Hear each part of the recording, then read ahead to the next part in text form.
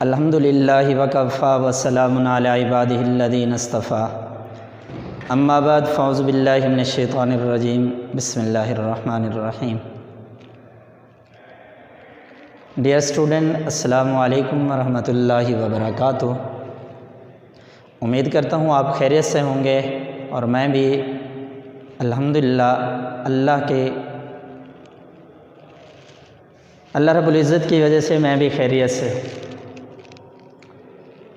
آج ہمارا سورہ احزاب چھٹا لیکچر ہے، آیت نمبر 21 سے آج ہم نے سٹارٹ کرنا ہے۔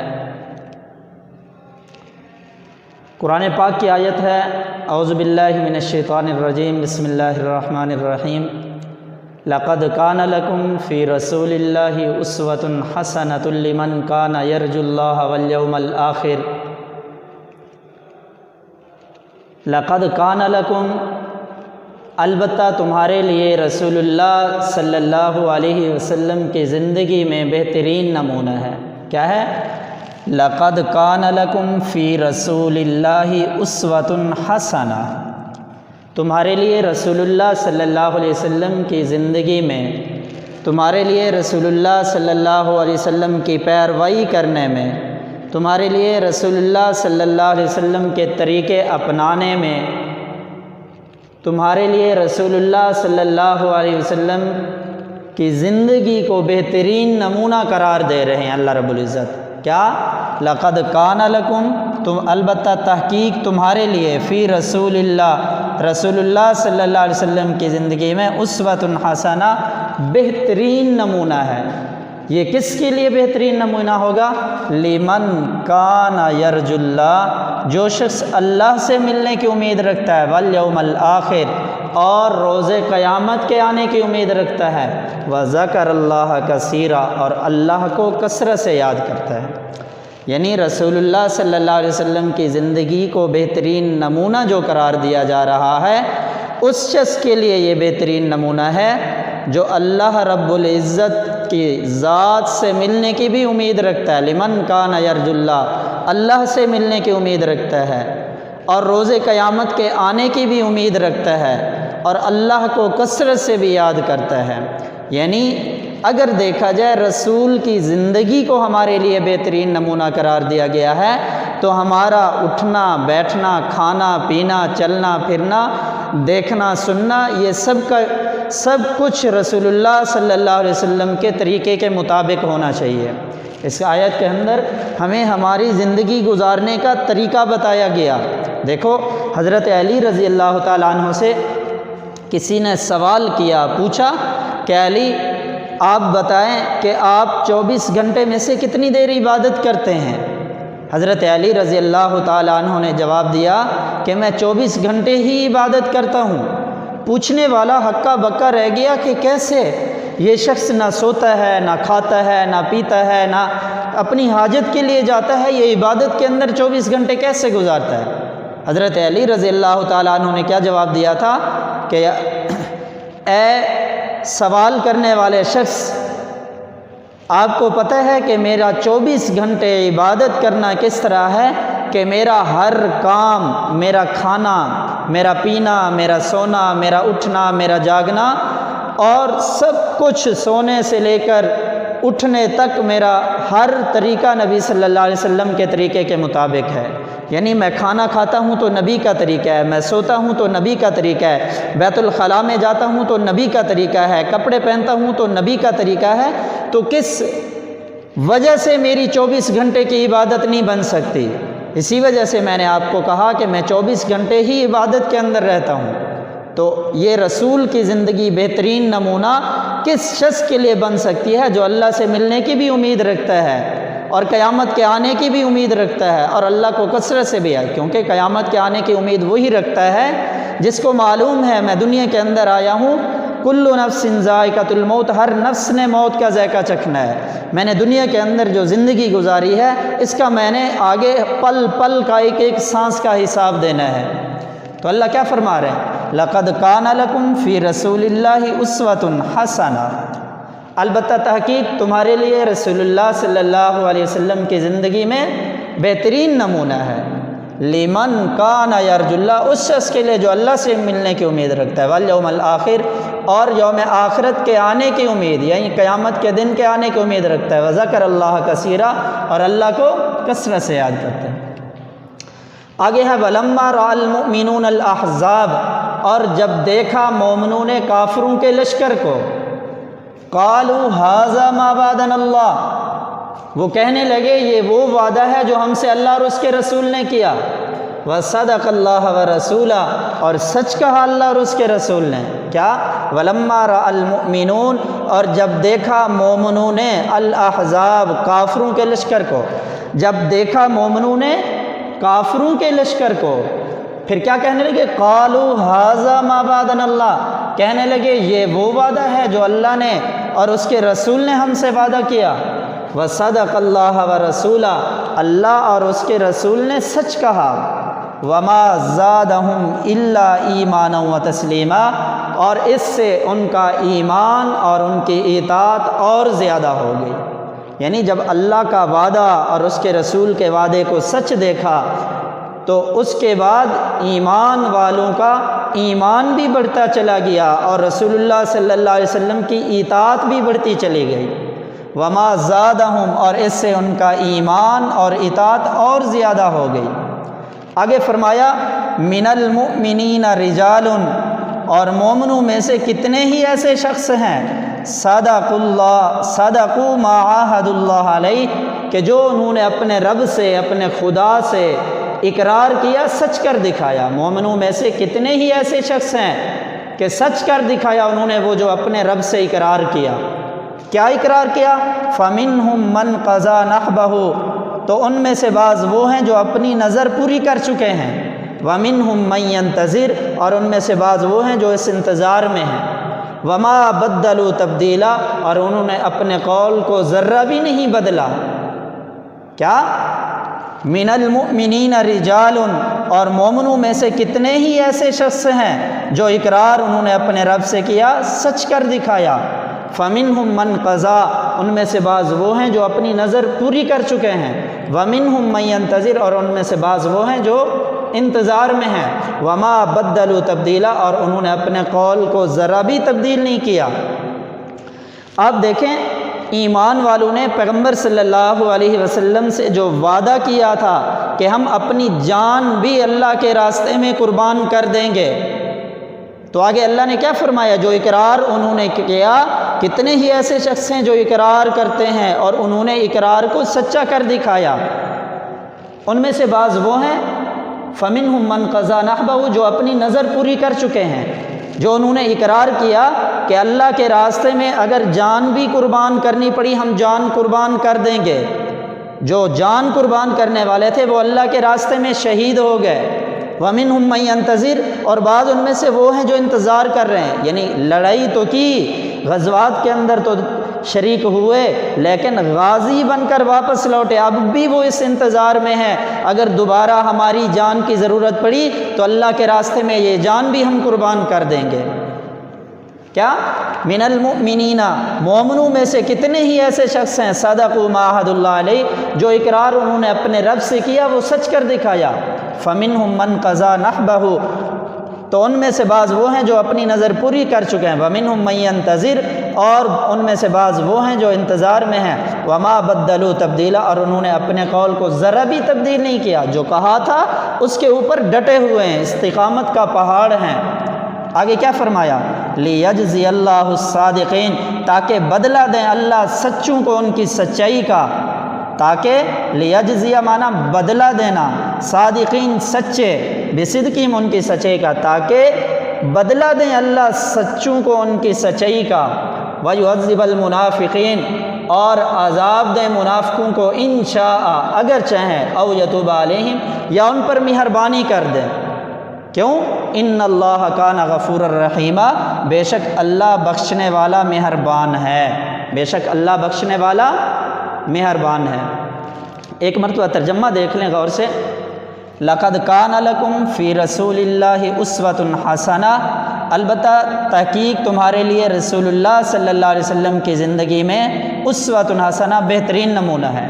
کس شخص کے لیے؟ لمن کان یرجو اللہ، جو شخص اللہ سے ملنے کی امید رکھتا ہے، والیوم الآخر، اور قیامت کے آنے کی امید رکھتا ہے، وذکر اللہ کثیرا، اور اللہ کو کثرت سے یاد کرتا ہے۔ ولما رأى المؤمنون، اور جب مومنوں نے کافروں کے لشکر کو دیکھا، قالوا ھذا ما وعدنا اللہ، اور وہ کہنے لگے یہ وہ وعدہ ہے جو ہم سے اللہ اور اس کے رسول نے کیا۔ وصدق اللہ ورسولہ، اور اللہ اور اس کے رسول نے سچ کہا۔ وما زادہم الا ایمانا وتسلیما، اور اس سے ان کا ایمان اور اطاعت اور بڑھ گئی۔ من المؤمنین رجال، اور مومنین میں سے کتنے ہی ایسے شخص ہیں، صدقوا ما عاہد اللہ علیہ، جو اقرار انہوں نے اپنے رب سے کیا، سچ کر دکھایا۔ فمنہم من قضا نحبہ، تو ان میں سے بعض وہ ہیں جو اپنی نظر پوری کر چکے ہیں۔ ومنہم من ینتظر، اور ان میں سے بعض وہ ہیں جو انتظار میں ہیں۔ وما بدلوا تبدیلا، اور انہوں نے اپنے قول کو ذرہ بھی تبدیل نہیں کیا۔ لیجزی اللہ الصادقین، تاکہ اللہ بدلہ دے سچوں کو ان کی سچائی کا۔ ویعذب المنافقین، اور عذاب دے اگر چاہیں تو عذاب دیں منافقوں کو، او یتوب علیہم، یا ان پر مہربانی کر دیں۔ ان اللہ کان غفور الرحیم، بے شک اللہ بخشنے والا رحم کرنے والا ہے۔ غفور الرحیم، غفور معنی بخشنے والا، رحم کرنے والا ہے۔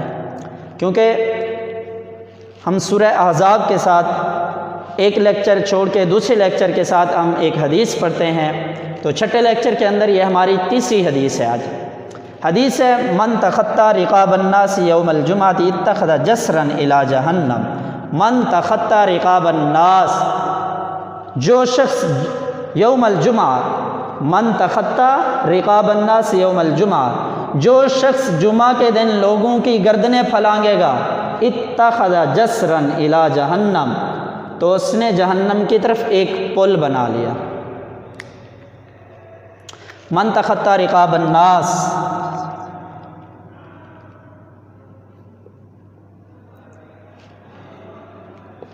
جس شخص نے جمعہ کے دن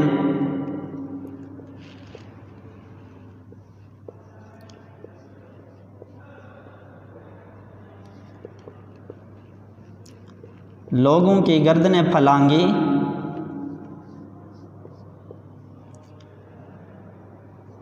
تو اس نے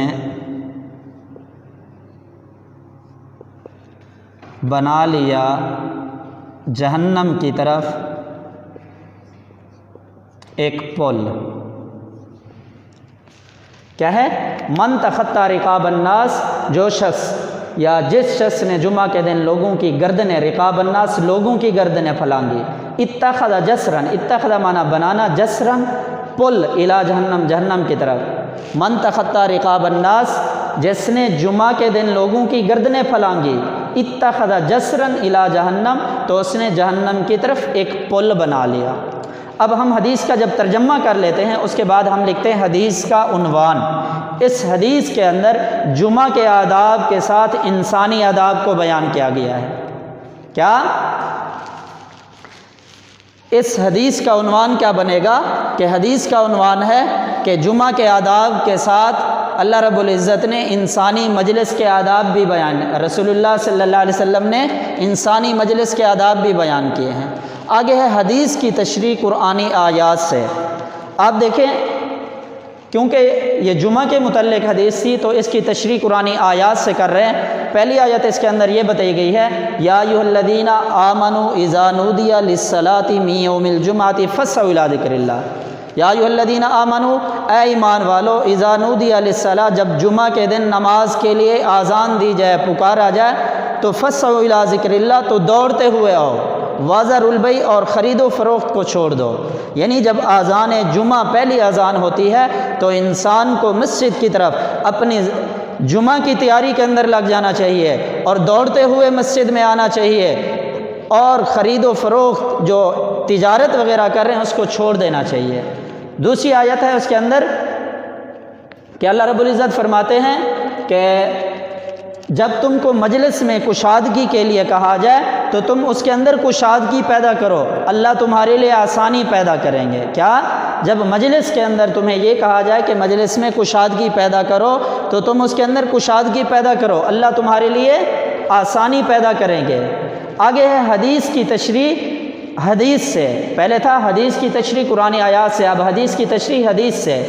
حدیث کی تشریح میں پہلی حدیث دیکھیں کہ حضرت ابو ہریرہ رضی اللہ تعالیٰ عنہ حدیث بیان کرتے ہیں کہ جمعہ کے دن جب جمعہ کا ٹائم شروع ہوتا ہے تو جمعہ کے دن مسجد کے دروازے پر فرشتے رجسٹر لے کر آ جاتے ہیں، جو سب سے پہلے مسجد میں داخل ہوتا ہے تو اس کا نام لکھ لیتے ہیں۔ تو اس حدیث کے اندر یہ بتایا گیا ہے کہ جو شخص سب سے پہلے مسجد میں آتا ہے اللہ رب العزت اس کو اونٹ کی قربانی کرنے کے برابر ثواب عطا فرماتے ہیں۔ یعنی وہ شخص ایسا ہے جس نے قربانی کے لیے مکہ کی طرف ایک اونٹ روانہ کیا ہو۔ جو دوسرے نمبر پر آیا گویا کہ اس نے قربانی کے لیے ایک گائے اللہ کے سامنے پیش کر دی، مکہ کی طرف پیش کر دی، اس کے برابر ثواب ملے گا۔ اور جو تیسرے نمبر پر آیا جس طرح کہ اس نے ایک دمبا یا بکری کے برابر کیا ہے اس کو اللہ کے راستے میں قربان کرنے کے برابر اس کو ثواب ملے گا۔ تو اس وجہ سے انسان کو کوشش کرنی چاہیے جتنی حد الامکان کوشش ہو سکتی ہے مسجد کی طرف روانہ ہو۔ تو ایک حدیث یہ ہو گئی کہ حضرت ابو ہریرہ راوی ہیں کہ سب سے پہلے جو مسجد میں آتا ہے اس کا نام لکھا جاتا ہے دوسرے نمبر پر، تیسرے نمبر پر۔ پھر دوسری حدیث یہ ہے کہ وہ بھی حضرت ابو ہریرہ کی ہے، وہ شخص جس نے جمعہ کے دن غسل کیا، غسل کرنے کے بعد مسجد میں جا کر جو اس کے مقدر میں نماز تھی وہ پڑھی، پھر امام کا خطبہ غور سے سنا، نماز پڑھی، تو اس کے بعد اللہ رب العزت فرماتے ہیں کہ اس شخص نے، اللہ رب العزت فرما رہے ہیں کہ اس کو اللہ رب العزت ایک جمعہ سے لے کر دوسرے جمعہ تک جتنے گناہ ہیں وہ معاف فرما دیں گے۔ تو دیکھیں اس کے اندر 7 دن تو وہ ہو گئے اور 3 دن کا اور بھی حضور صلی اللہ علیہ وسلم نے اضافہ کر دیا، کیونکہ ہر نیکی کا جو اللہ رب العزت ہوتے ہیں حصہ ہوتے ہیں اس کو 10 گنا کر دیتے ہیں۔ جب ایک نیکی 10 گنا بڑھا دی جاتی ہے تو 7 دن جمعہ سے جمعہ تک 3 دن کا اضافہ کر دیا تاکہ 10 کا جو ہندسہ ہے وہ پورا ہو جائے۔ آپ دیکھیں اب ان آیات سے اور ان احادیث سے جو 2 آیتیں بتائی، یا ایھا الذین آمنوا اذا نودی، کہ جب جمعہ کے دن نماز کے لیے بلایا جائے تو دوڑتے ہوئے آؤ، خرید و فروخت چھوڑ دو، جب تمہیں مجلس میں کشادگی کے لیے کہا جائے تو اس کے اندر کشادگی پیدا کرو، اللہ تمہارے لیے آسانی پیدا کرے گا۔ اور 2 حدیثیں بتائی دونوں حضرت ابو ہریرہ کی، ایک وہ جو فرشتے مسجد کے گیٹ پر بیٹھ کر جو سب سے پہلے آنے والا ہے اس کا نام لکھتے ہیں، تو ایک یہ حدیث ہو گئی۔ دوسری بھی حضرت ابو ہریرہ کی جو غسل کیا، غسل کرنے کے بعد مسجد میں آیا، سنتیں وغیرہ پڑھی، امام کا خطبہ سنا، اس کے بعد نماز پڑھی، اللہ اس کو کیا ہے ایک جمعہ سے لے کر دوسرے جمعہ تک اس کے تمام گناہ معاف فرما دیتے ہیں، حتیٰ کہ 10 گنا کا اضافہ 3 دن کا اور اضافہ کر دیا کیونکہ 10 کا عدد پورا ہو جائے۔ تو ان آیات سے اور ان احادیث سے ہمیں جو معلوم ہوا کہ جو جمعہ کے آداب بتائے گئے ہیں، جمعہ کے مجلس کے آداب بتائے گئے ہیں، آپ دیکھیں ان آیات اور احادیث سے معلوم ہوا کہ جمعہ کے دن ہمیں لوگوں کا بھی خیال رکھنا چاہیے، یہ نہ ہو کہ ہم گردنیں پھلانگ کر آگے مسجد کی صفوں کی طرف جائیں، بلکہ جو جگہ مل جاتی ہے کوشش کرنی چاہیے سب سے پہلے مسجد کی طرف جائیں۔ اگر آپ لیٹ ہو جاتے ہیں تو جہاں جگہ مل جاتی ہے وہاں بیٹھ جانا چاہیے۔ اور اس کے اندر نقصانات کیا ہیں؟ اس سے اس کو یعنی کہ صفوں کا ثواب نہیں ملے گا۔ یعنی مثال کے طور پر اگر کوئی ایسا عمل کر کے لوگوں کی گردنیں پھلانگ کر آگے صفوں میں جاتا ہے تو اس کو جو صفیں آگے کی طرف گئے وہ ان صفوں کا ثواب نہیں ملے گا۔ دوسرا اس کے اندر نقصان کیا ہے کہ انسانی مجلس کے یہ خلاف ہے، یعنی یہ عمل جو ہے گردنیں پھلانگنا یہ انسانی مجلس کے خلاف ہے۔ تیسرا اس کے اندر یہ عمل جامع مسجد اور نماز جمعہ کے بھی خلاف ہے۔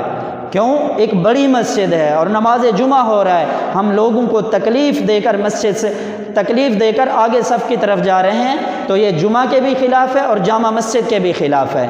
اسی طرح اگر یہ عمل دیکھا جائے تو یہ حقوق اللہ اور حقوق العباد کے اندر فرق پڑتا ہے۔ دیکھو حقوق اللہ اور حقوق العباد، ہم لوگوں کے حقوق العباد کو غصب کر رہے ہیں، ان کی گردنیں پھلانگ کر آگے صفوں میں جا رہے ہیں، تو اس سے حقوق اللہ اور حقوق العباد میں فرق پڑتا ہے۔ اور اس عمل کی وجہ سے یعنی لوگوں کی گردنیں پھلانگنے کی وجہ سے ذکر میں بھی خلل پڑتا ہے۔ اسی طرح نماز پڑھ رہے ہیں تو نمازیوں کی نماز میں خلل پڑتا ہے۔ اسی طرح اگر نماز پڑھ رہے ہیں تو نماز کے بیان ہو رہا ہے، بیان سننے میں ان کے بیان کے اندر بھی خلل پڑتا ہے۔ تو یہ اس کے نقصانات ہوئے۔ یہ مکمل یہ لانگ سوال ہے، حدیث اور جو اوپر آیتیں پڑھی ہیں ان کا ترجمہ عمل کرنے کی توفیق عطا فرمائے۔